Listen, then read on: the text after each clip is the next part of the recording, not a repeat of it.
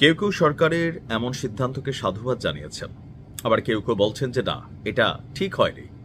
কেউ কেউ বলছেন যে সবসময় যদি এমনই চলতে দেওয়া হয় তাহলে এই দেশে যে একটা সরকার আছে সেটাই বা কি বোঝার সুযোগ আছে। আবার কেউ কেউ বলছেন যে না, এই মানুষগুলো দিয়েই তো আপনি আজকের দিনে সরকার গঠন করছেন, সো এদের বিরুদ্ধে আপনি আবার এই অ্যাকশনটা কি নেওয়া সুযোগ হচ্ছে বা উচিত হবে কিনা।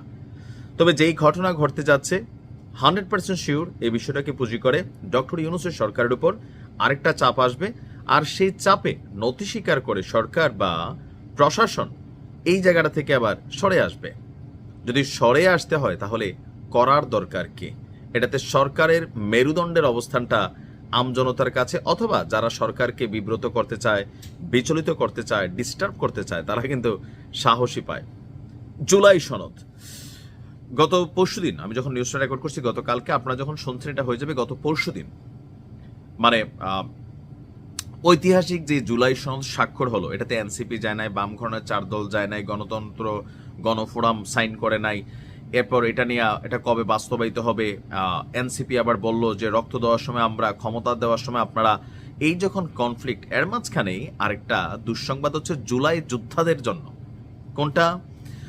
জুলাই সনদ স্বাক্ষরের আগে আপনারা দেখেছিলেন যে সংসদের দক্ষিণ প্লাজায় যে নির্ধারিত স্থান ছিল, প্রোগ্রাম শুরুর আগে সকাল 10টা-11টার দিকে হুট করে সেখানে শত শত জুলাই যোদ্ধারা আসলো।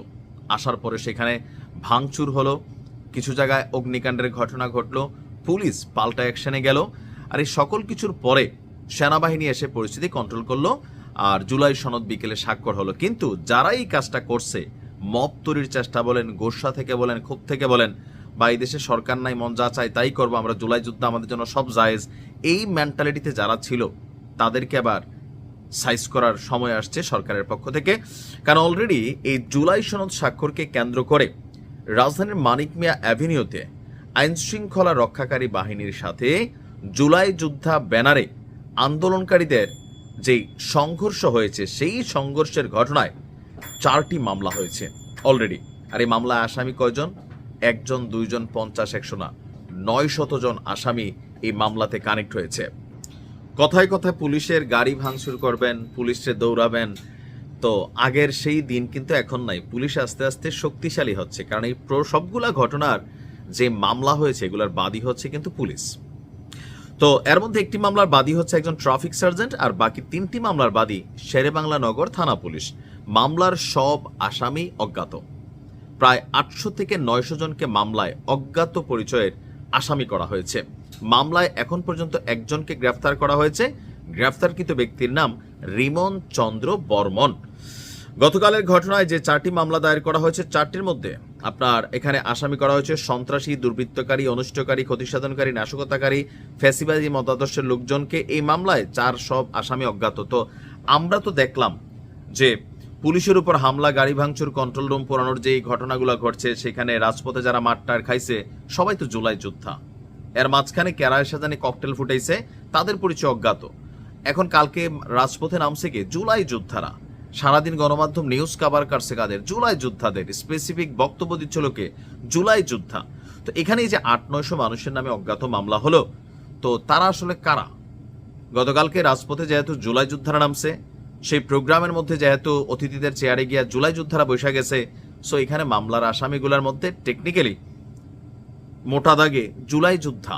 এখন জুলাই যোদ্ধা ভাই আপনি করছেন, ধরেন 1971 সালে যারা মুক্তিযুদ্ধ করছে, তাদের কি কেউ ফাঁসি হয় নাই, কেউ যাবজ্জীবন জেল খাটে নাই, কেউ হয়তো এখনো জেলে আছে না। কেন আছে? অনেকেই অপরাধ করছে, রাষ্ট্র তাকে শাস্তি দিচ্ছে। এখন 71 সালের মুক্তিযোদ্ধা হইলেই কি আপনি আইনের ঊর্ধ্বে? না।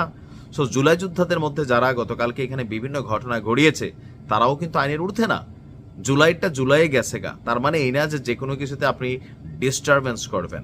এখন পুলিশ স্পেসিফিকলি জুলাই যোদ্ধাদের নাম মেনশন না করলেও এখানে যেটা বলা হয়েছে যে জুলাই যোদ্ধা ব্যানারে, তো জুলাই যোদ্ধা ব্যানারে যারা মাঠে নামছে আমরা দেখছি, মানে নর্মালি যতটুকু বুঝছি আর কি ফেসবুকে দেখে, যে এটা জুলাই যোদ্ধা যারা ছিলেন তারাই।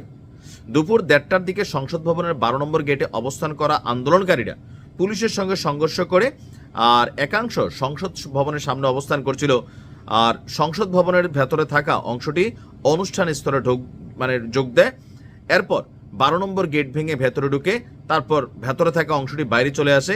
এ সময় আন্দোলনকারীরা পুলিশকে লক্ষ্য করে বোতল চেয়ার নিক্ষেপ করে, এরপরই সংঘর্ষের সূত্রপাত ঘটে, কয়েক রাউন্ড সংঘর্ষ হয়। তো আন্দোলনকারীরা সড়কে আগুন ধরায় পাটকেল নিক্ষেপ করে। সো এগুলার কারণেই পুলিশ মামলা করেছে। আর যদি রিয়েল ইনভেস্টিগেশন হয়, থাকে না যে এই সকল ক্ষেত্রে বিরোধী দল অথবা সামহাউ কাউকে সাইজ করতে হবে অজ্ঞাতনামা মামলাতে, তখন এটা করানো যায়। কিন্তু মোড়াদাগে গণমাধ্যমের ফুটেজ টুটেজ সব জায়গায় আমরা যা দেখছি জুলাই যুদ্ধে, এখন তারা কি প্রকৃত নাকি তারা আওয়ামী লীগ সাজা জুলাই যোদ্ধা হয়েছে, এটা আসলে বোঝা একটু কষ্টকর। এখন আবার এটা নিয়ে যখন বিএনপির সালাউদ্দিন সাহেব তিনি একটা বক্তব্য দিলেন যে জুলাই যোদ্ধাদের মধ্যে ফেসিস ঢুকে গেছে, এটা নিয়ে আবার এনসিপি মাঠ গরম, ওনাকে ক্ষমা চাইতে বললেন যে এখানে যারা ছিল তারা জুলাই যোদ্ধা। যদি তারা জুলাই যোদ্ধা হয় এনসিপির ভাষায়, তাহলে পুলিশ যাদের বিরুদ্ধে মামলা করছে এরা প্রত্যেকেই জুলাই যোদ্ধা। হয়তোবা 2, 4, 10, 20, 50টা বহিরাগত থাকতে পারে। কি হচ্ছে জানি না, দেখা যাক। ভালো থাকো।